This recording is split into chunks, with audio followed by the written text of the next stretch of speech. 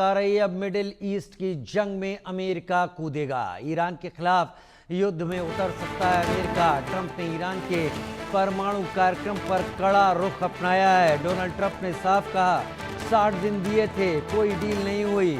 अब जो भी है हालात उसके लिए ईरान जिम्मेदार। क्या मिडिल ईस्ट की जंग में कूदेगा अमेरिका? क्योंकि डोनाल्ड ट्रंप ने यह भी कहा सब लोग तेहरान छोड़ दें, और ट्रंप के इस बयान से अमेरिका के इस जंग में कूदने की बात का इशारा भी मिलता दिखता है।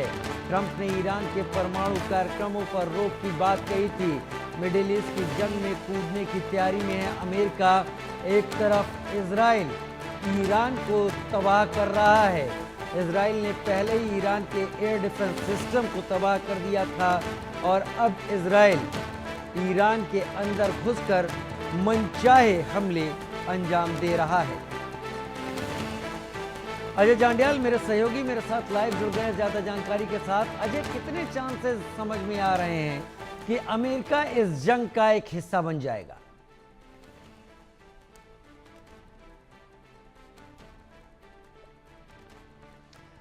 राजीव, सवाल दोहराएंगे प्लीज? जी हाँ, मेरा सवाल ये है अजय कि कितने चांसेस दिखाई पड़ रहे हैं इस वॉर जोन के कि अमेरिका इस जंग का हिस्सा बन जाएगा?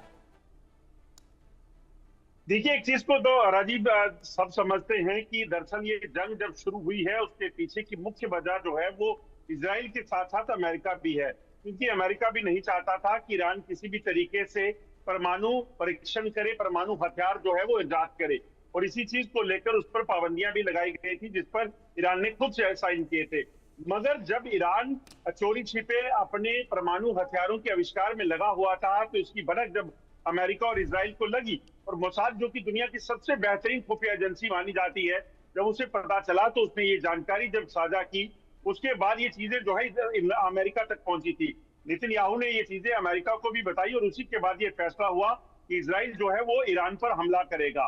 तो ऐसे में ये कहना कि अमेरिका बिल्कुल इसमें शामिल नहीं था या उसे पता नहीं था, ये गलत होगा। और अब जब परिस्थितियां ऐसी बन गई हैं कि इजराइल पर ईरान के हमले लगातार बढ़ रहे हैं, इसमें कोई शक नहीं कि इजराइल ने ईरान में काफी हमले कर काफी नुकसान किया है, मगर ईरान को भी कहीं ना कहीं इसकी हिट जो है फेस करनी पड़ रही है। और उसके साथ साथ जब पाकिस्तान जैसे देश जो है वो कहीं ना कहीं शह देने लगे, ये कहने लगे कि वो ईरान के साथ हो सकते हैं, मिडिल ईस्ट अगर एक साथ होने की बात करें तो अमेरिका की एंट्री इस वक्त वहां पे बनती है।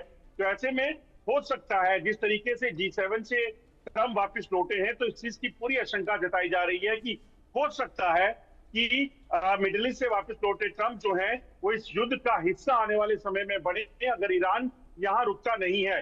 जो जानकारी मिल रही है, ईरान को जो है अमेरिका ट्रेड डील दे रहा है इस युद्ध को बंद करने के लिए। अगर ईरान इस चीज पर राजी हो जाता है तो ठीक है, इस नहीं होता और हमलों को अगर जारी रखेगा और कोई और देश ईरान को समर्थन देगा तो फिर इसमें सीधे तौर पर अमेरिका की एंट्री होती दिख रही है। सीधे तौर पर अमेरिका की एंट्री यहां पर होती हुई दिखाई पड़ रही है। तो मिडिल ईस्ट की जंग में कूदने की तैयारी में ऐसा लगता है कि यहां पर अमेरिका दिखाई पड़ रहा है। लेकिन इजराइल ने एक बात कही है कि ईरान के ऊपर उसे एयर सुप्रीमेसी हासिल हो गई है और वो जब चाहे ईरान पर हमला कर सकता है।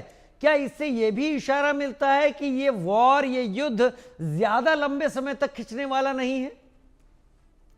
देखिए, ऐसा नहीं है, क्योंकि ईरान एक बड़ा मुल्क है। अगर इजराइल के कंपैरिजन में उसे जो है वो किया जाए तो ऐसे में ईरान में आर्मी चीफ पहले मारे जा चुके हैं, डिप्टी चीफ मारे जा चुके हैं, कई और इनके बड़े जनरल और कई इनके साइंटिस्ट जो न्यूक्लियर इजाद करने में लगे थे वो मारे जा चुके हैं।